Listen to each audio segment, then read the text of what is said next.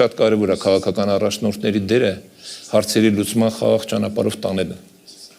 Ինչքանով իրանք խիզախ կրնեն, համարձակ կրնեն, ինչքանով քաղաքական ժամանակավոր խնդիրները մի կողմ կդնեն եւ կնայեն ավելի ռազմավարական ապագայի խնդիրներին, սրանով պայմանավորված կլինի տվյալ երկրի հաջողությունները։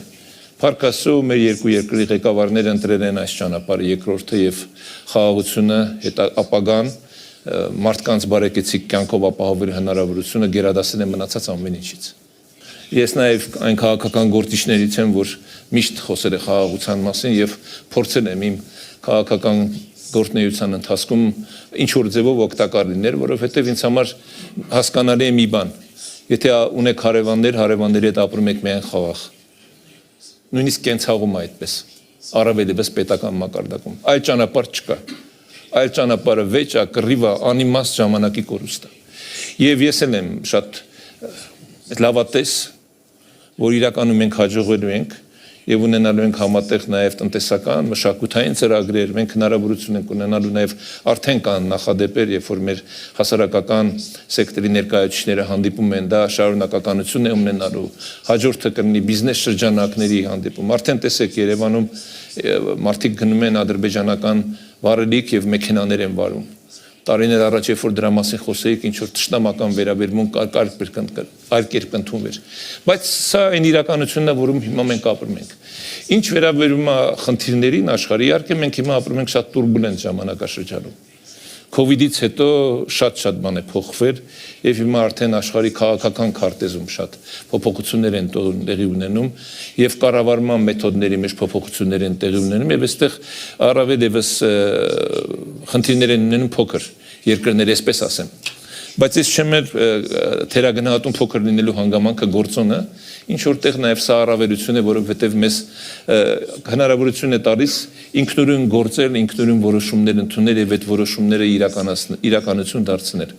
Կարող է զարմանալի թվա շատերին, մեծերի ազդեցությունը, բայց գիտեք, մեծերն էլ ունեն իրենց մեծ խնդիրները։ Մենք պետք է չմտնենք այդ մեծ խնդիրների մեջ։ Մենք մեր երկրի շահերից ելնելով մեր քայլերը պետք է անենք։ Ես խորհուրդ չեմ տալիս ոչ մեկին, եթե առավելևս հարցնող չկա։ Ես տեսակետ եմ հայտնում եւ գտնում, եթե իսկապես երկիրը ունի ռազմավարություն, երկիրը ունի իր ապագայի նկատմամբ հստակ դիրքորոշում եւ նաեւ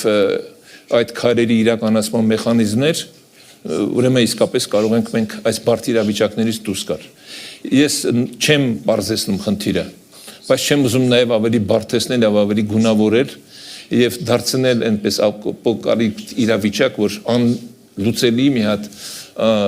իրավիճակում ենք հայտնվել, երբ որ աշխարհը քանդվում է, չէ՞։